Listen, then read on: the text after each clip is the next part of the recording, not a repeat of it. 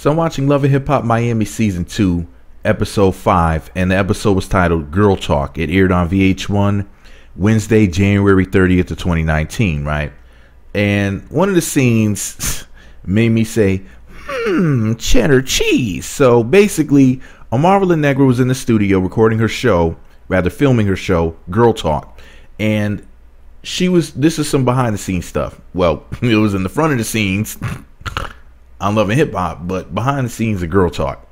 She's there with her manager, Julian Booth, and they had your girl Jessie Woo come through, Jessie Wu-Tang, Jessie Woo, because according to Amara La Negra, Jessie Woo has been dragging Amara's name through the mud as well as Jessie and Booth's name through the mud, or was it through the dirt? Something like that. But anyways, so Jessie Woo comes through with Miami Tip, one of my favorite strippers. Shout out to Miami Tip. And these broads are still talking about stealing ideas. You know, I remember hearing Dove Simmons. Dove Simmons is the guy who does the 2-day film school, I think in Los Angeles. He taught Quentin Tarantino and these other people how to make movies. And what he said was like about screenwriting, for example, like an actual script that's completed or even a draft is an actual thing. It's like a product or whatever. But as far as somebody, quote, stealing an idea, now, he was speaking from the perspective of somebody who deals with Hollywood or whatever, but basically what he was saying is that there is no such thing as stealing an idea, quote unquote, because an idea is not a thing, it's just an idea. Which, I mean, I understand why some people believe that. I'm not saying that I totally agree with that. I do believe that a person can steal an idea. I do believe in intellectual property. But Jessie Woo's show, Sister Talk Live, versus Amara La Negra's show, Girl Talk. Like, how similar are they? And aren't there just a bunch of shows like this already? Wasn't there a show called The Talk before Sister Talk Live? So what exactly did she steal from her? You know, since that there's similar ideas out there with similar names. A bunch of, excuse my language, a bunch of bitches yakking, just running their mouths. Look at The Breakfast Club. The reason why The Breakfast Club is so successful is because of Charlamagne the God, because of the guy on the show, you know. And you might say, well, what about DJ Envy? He's a guy. Well, no, Angela Yee's a woman, Charlamagne is a man, and DJ Envy is kind of somewhere in between. I mean, look at the Negro's name. Well, partial Negro. His name is DJ Envy. Even that name has glitter on it. But anyways, that's just my opinion. Amara La Negra feels like this, like, look, man, you know, I was doing this before you were doing what you're talking about, so I don't know what the hell you're talking about, heifer. Like, I've been doing this, which makes sense because there's just how many shows like that. I mean, there was, let me see, Angela Yee's podcast. What is it called?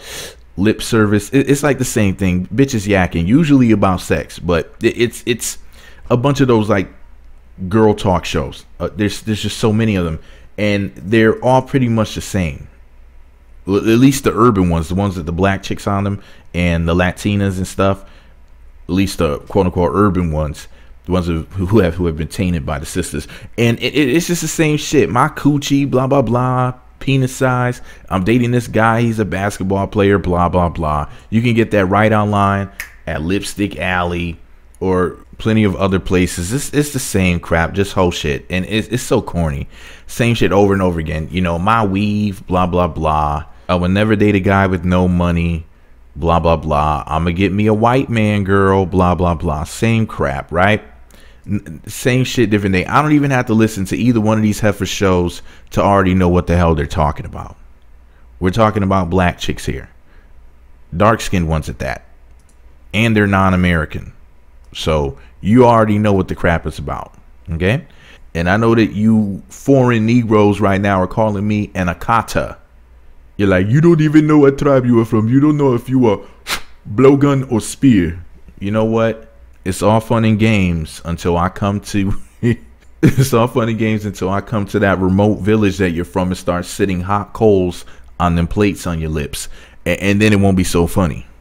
All right, so we get to the fighting part, right, of the scene between Jessie Woo and Amara La Negra. Amara La Negra, please, and Jessie Woo. So basically when Jessie Woo, I think it was the last episode that she threw that big bottle, and did it hit Amara La Negra on the arm? I can't remember, but I think it actually did make physical contact with her.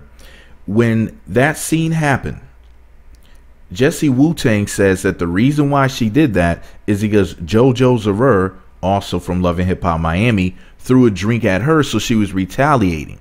So she's like, yeah, bitch, I did throw a bottle.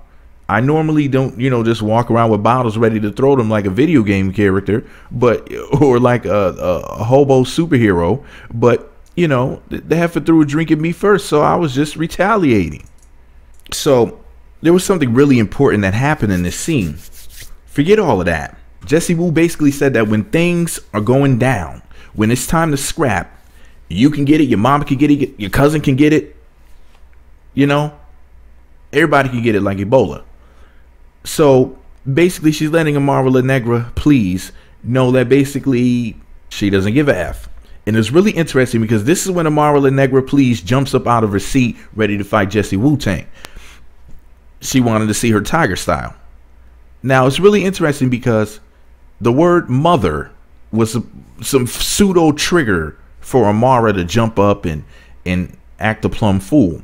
And it's interesting because that's, some hood rat shit, like hood people are always on some, what you say about my mama, like some damn movie character or something. And it always struck me as odd and interesting when I would see this, because it lets you know that black folks with this whole being willing to fight over somebody just mentioning your mother because you think that that's the honorable thing to do. If your mother wants you to fight over somebody saying something about her, your mother's not honorable. And I'm not talking about Amara La Negra's mother specifically, because I actually enjoy her on the show. I'm just speaking in general here. There's nothing honorable about fighting over somebody saying your mother or just mentioning your mother. And that shit, and remember, these are grown-ups, man. These people, I don't know if they're 30 years old or exactly how old they are, but you're whack if you're a kid and you're acting like that. But if you're 30 years old and you want to fight over somebody saying your mama, you went wrong somewhere in life. I don't care how financially successful you are. I don't care about how much alleged success that you've had here or there. It doesn't matter. If you're willing to fight over somebody, say, first of all, most of y'all who are willing to fight over your mother, or at least plenty of you, your mother ain't shit anyway. But yeah, you want to fight over somebody saying your mother. It's like, there's things that you won't do for your mother. Like, let's say, for example, you live with your mom. Let's say you're a teenager, right? And you're having sex in your mother's house. Now, you won't say, I'm not going to disrespect my mother by screwing in her house. That would make her have a heart attack if she knew I was doing that. But yet, you'll pretend to want to honor her by fighting over somebody saying your mother, your mama, because that's somehow considered to be the ultimate disrespect. You Negroes crack me up. You don't have your priorities straight.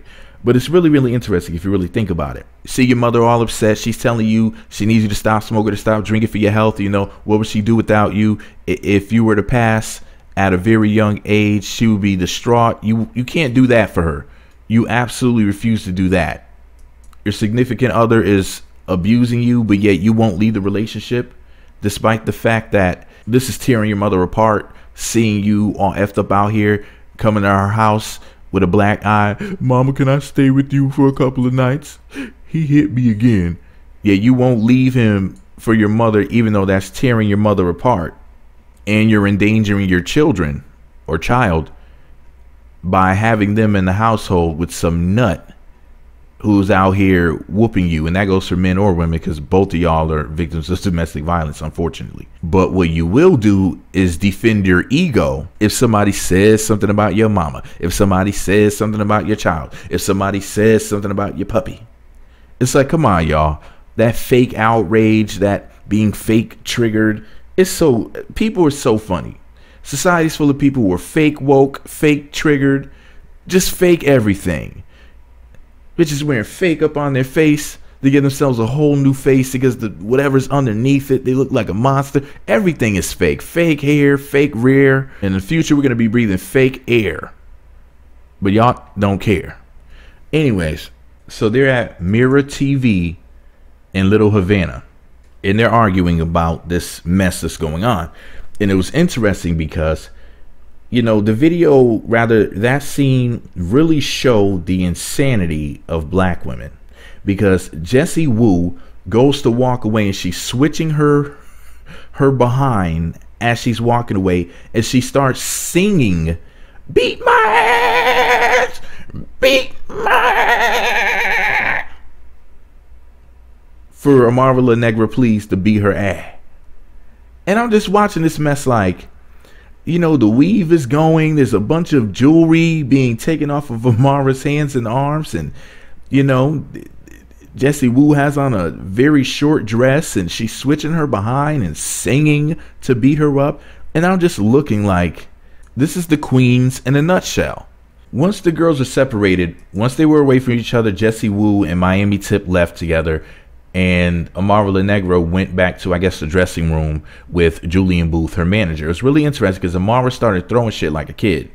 Once again, the sisters, right? So she starts throwing, you know, water bottles and hairspray for her Afro wig. And I'll just sit here watching this mess, just like, poor little weave tink. But anyways, y'all, this is all my opinion, just because I think these sisters made fools of themselves on TV. Once again, you know, I live for this.